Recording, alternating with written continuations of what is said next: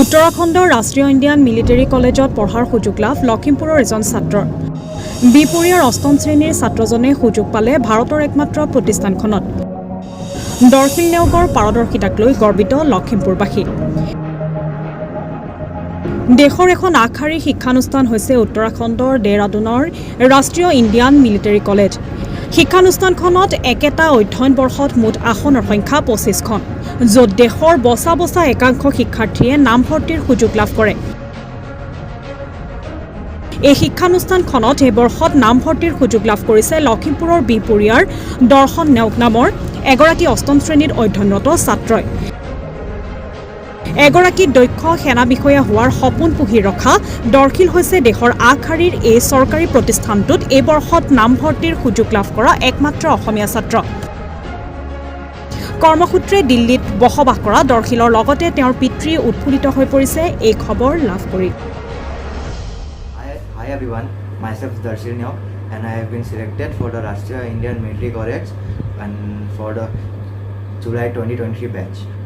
My hometown is in the Lakhimpur district of Assam and my favorite subjects are maths and science. And my goal in life is to become an officer in the Indian Army and I seek your blessings. Thank you everyone. নমস্কাৰ, মোৰ নাম জুবিন ৰাজ নেওগ। মোৰ ঘৰ বিহপুৰীয়া লখিমপুৰ। মই এতিয়া বৰ্তমান উত্তৰাখণ্ডৰ পৰা কৈ আছোঁ। মোৰ ল'ৰা ৰাষ্ট্ৰীয় ইণ্ডিয়ান মিলিটাৰী কলেজ দেহৰাদুনত চিলেক্ট হৈছে জুলাই 23 বেটছৰ কাৰণে। ৰাষ্ট্ৰীয় ইণ্ডিয়ান মিলিটাৰী কলেজ, যিটো চৰ্টত RIMC বুলিও কোৱা হয়, এইটো ইণ্ডিয়াৰ এটা বহুত টাফ এক্সাম হয়, মানে চিলেকশ্যনৰ প্ৰচেছটো। তো এই বিষয়টোত আমি যোৱা 3 বছৰৰ পৰা আমি কনষ্টেণ্টলি এই বস্তুটোত আমি লাগি আছিলোঁ, যাৰ ফলত আমাৰ ইয়াৰ চিলেকশ্যনটো হ'ল। আৰু চিলেকশ্যন প্ৰক্ৰিয়াটো এনেকুৱা, প্ৰথমতে ৰিটেন পৰীক্ষা হয়, তাৰপিছত ভাইভা হ'ব আৰু ফাইনেলি মেডিকেল টেষ্ট হয়।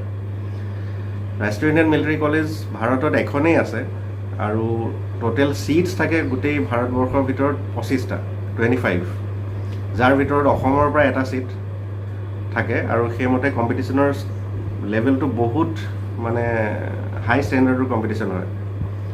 ক'বলৈ গ'লে মেথমেটিক্সটো এনেকুৱা হয় কি, মানে ডিগ্ৰী লেভেলৰ মেথমেটিক্স আহে।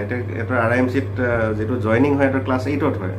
তো এটা 8ৰ ল'ৰাই সেইটো লেভেলত মানে প্ৰিপেৰেশ্যন কৰিব লাগিব। আমি সেইটো কাৰণে 3 বছৰ আমাৰ লাগি গ'ল, 3-4 বছৰ আমাৰ লাগিলে। চ' ফাইনেলি চিলেকশ্যন হ'ল। তো আমি এই বস্তুটোৰ বিষয়ে অলপ এৱাৰনেছ ক্ৰিয়েট কৰিব বিচাৰি আছিলোঁ। তেনেকৈ এইবাৰ নৰ্থ ইষ্টত 2জনেই চিলেক্ট হৈছিলে, মিজোৰামৰ এজন আৰু অসমৰ পৰা আমাৰ ল'ৰা দৰ্শিল নেওগে চিলেক্ট হ'ল। বাকী পৰীক্ষাটো যথেষ্টই টাফ। খালি ইয়াত RIMCত ভাৰতৰ নম্বৰ 1 মিলিটাৰী একাডেমি বুলি ক'ব পৰা যায়, এখনেই আছে। আৰু ইয়াৰ পৰা পঢ়াৰ পাছত ডেফিনেটলি ইণ্ডিয়ান মিলিটাৰী একাডেমিৰ পৰা কমিশ্যন অফিচাৰ হৈ পেলাই এটা আৰ্মি অফিচাৰ হৈ পেলাই ওলাব পাৰিব। চ' আমাৰ এই কষ্টৰ ৰিজাল্টটো আমি ফাইনেলি পালোঁ, যাৰ কাৰণে আমি very proud of it and we seek your blessings. আপোনালোকে অলপ আশীৰ্বাদ কৰিব যাতে আমাৰ ল'ৰা সেইমতে ছাকচেছ হ'ব পাৰে। And thank you once again. And এই কথাটো আপোনালোকৰ ফ্ৰণ্টত আনিবলৈ পাই মই বৰ সুখী হৈছোঁ। Thank U.